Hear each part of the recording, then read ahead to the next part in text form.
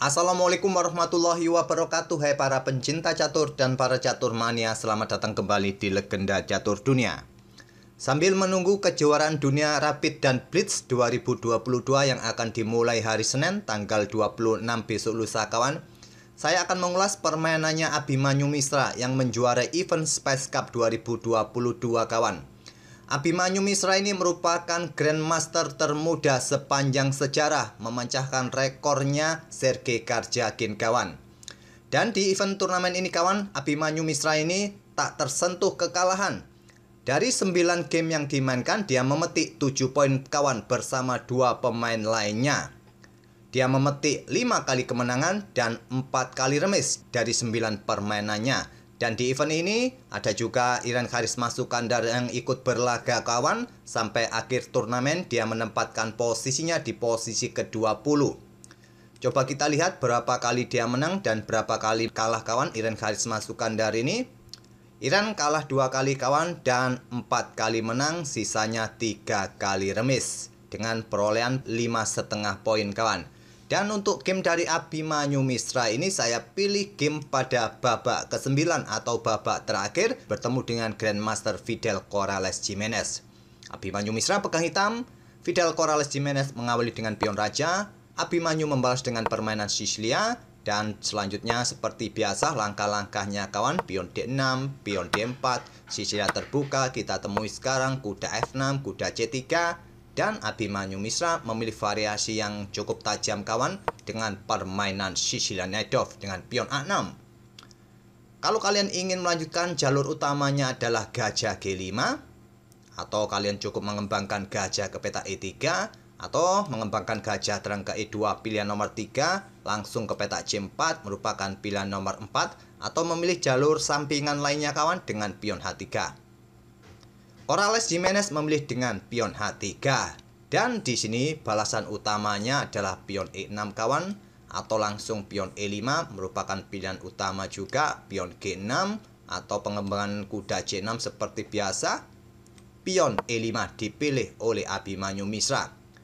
Kuda mundur ke peta E2, memilih mundur ke peta B3 pilihan nomor 2 kawan, dan pion H5 langsung dimainkan. Ini merupakan pilihan-pilihan utama setelah tadi pion H3 dipilih oleh putih kawan. Selanjutnya adalah gajah G5, gajah E6, melanjutkan pengembangan gajah terang terlebih dahulu. Di sini langsung terjadi pertukaran gajah sikat kuda F6. Pilihan terbaik diambil balik menggunakan menteri. Kuda D5 coba ancam menteri, berharap kuda ini disikat oleh gajah kawan. Nanti juga bisa diambil balik oleh menteri dan coba pressure pion yang ada di peta B7. Blokade oleh kuda C6 dan kalian mungkin melanjutkan kuda ke C3 ataupun bermain dengan pion C3 kawan untuk kontrol petak-petak gelap ini dari aktivitas kuda yang ingin manuver. Bisa kalian lanjutkan, tapi posisi putih akan semakin lebih baik dalam variasi seperti ini kawan. Kembali lagi ke langkah aslinya. Jadi Abimanyu menolak untuk sikat kuda, tidak memberikan kesempatan menteri putih langsung ke sentral, memilih dengan menterinya mundur ke peta D8.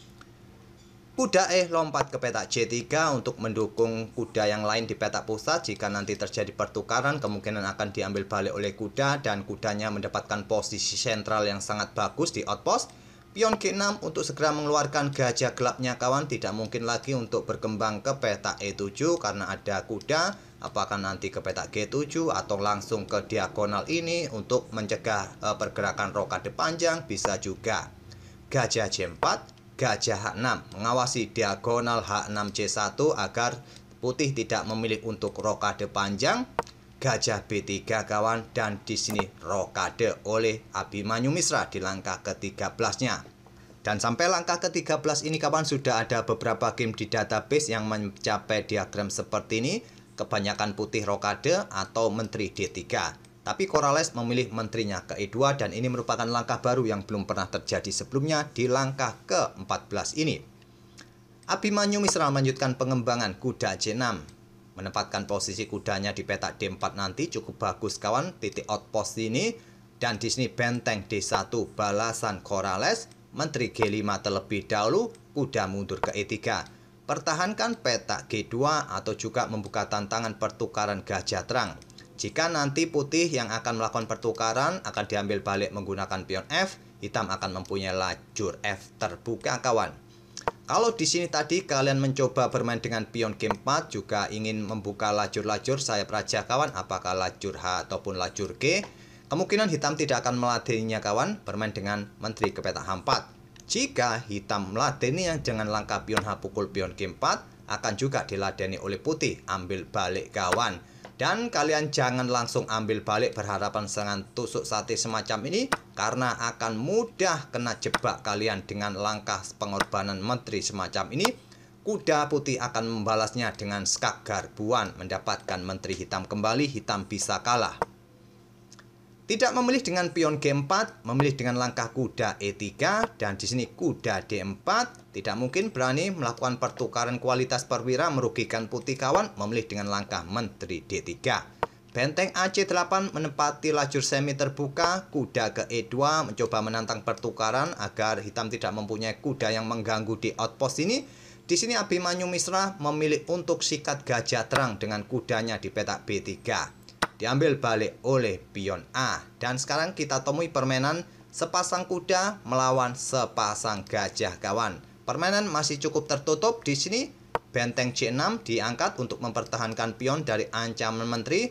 Pion D6 ini termasuk pion lemah kawan, pion menggantung. Pion ini mungkin sekuat tenaga akan dipertahankan oleh Abimanyu dan dibalas dengan langkah pion C4, menghentikan laju pion B perkuat petak D5-nya nanti. Pion H4 kawan, dan di sini dibalas dengan pion G4, taktik provokasi untuk memukulnya menggunakan end pawn, dan dia juga membuka lajur G nanti kawan, dan diterima.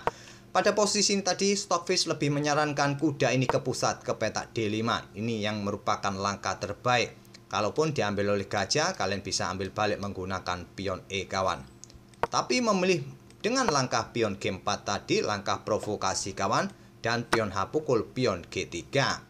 Diambil balik dengan kuda. Selanjutnya di sini menteri bergerak ke petak H4 untuk memberikan jalan bagi gajahnya bergerak mungkin ke petak F4 nanti untuk mendapatkan satu pion.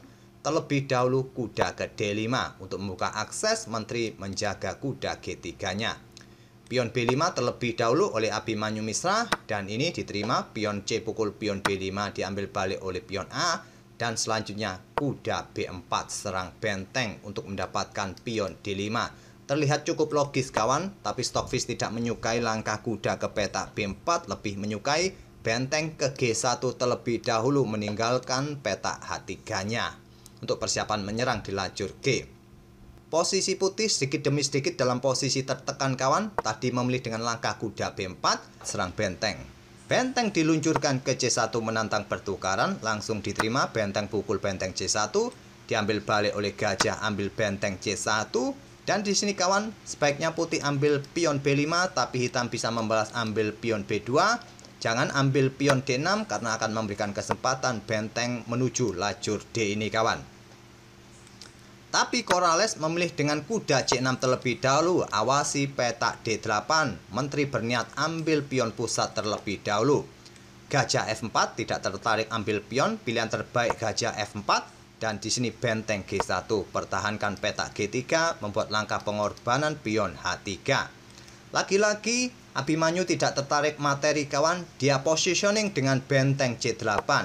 Dan sekarang barulah menteri ambil pion D6. Menjaga kuda juga memberikan dukungan di petak E7 ini, skak garbuan di langkah berikutnya, tapi kalah cepat kawan dari pergerakannya Abimanyu Misra. Gajah sikat kuda G3. Terlebih dahulu dibalas dengan langkah kuda E7 skak. Raja ke H7. Tadi ambil gajah langsung dengan benteng ini juga bagus kawan, tapi ya jelas ancaman garbuan sudah tidak bisa lagi. Menteri akan ambil pion E4 kawan. Kuda E7 terlebih dahulu skak, raja ke H7. Di sini benteng ambil balik gajah G3, menteri ambil pion E4 skak. Blokade oleh benteng, menteri B1 skak, memaksa raja naik ke petak E2. Kalau diblokade oleh menteri, jelas kawan benteng juga bisa meluncur ke petak C1. Raja ke E2, benteng C2 skak, memaksa raja naik ke F3. Stockfish menyarankan melakukan pengorbanan menteri untuk memperpanjang permainan. tapi memilih raja ke F3 dan 2 langkah berikutnya skak mat, menteri H1 terlebih dahulu skak. Di sini di langkah ke-34, Fidel Corrales Jimenez menyerah pada Grandmaster termuda sepanjang sejarah ini kawan, Abhimanyu Mishra. Karena hanya ada satu petak yang bisa dihinggapi oleh raja kawan ke petak G3, lalu menteri ambil pion H3, skak mat. Sebuah permainan yang cantik dari Grandmaster termuda sepanjang sejarah Abhimanyu Mishra ini kawan. Dia men-setting permainan, membuild up konstruksi permainan sedikit demi sedikit untuk melakukan tekanan hingga menunggu lawannya membuat kesalahan kecil, akhirnya bisa dimanfaatkan oleh Abhimanyu Mishra ini. Tekanannya tidak terlalu nampak kawan, sedikit demi sedikit, tapi akhirnya juga runtuh pertahanan putih, memaksa dia tidak berani untuk rokade pendek tadi. Semoga permainan dari Grandmaster Abhimanyu Mishra ini bisa menghibur dan memberikan wawasan permainan Czeslaw Naidov, dan kita akan bertemu di video-video berikutnya. Terima kasih. Wassalamualaikum warahmatullahi wabarakatuh.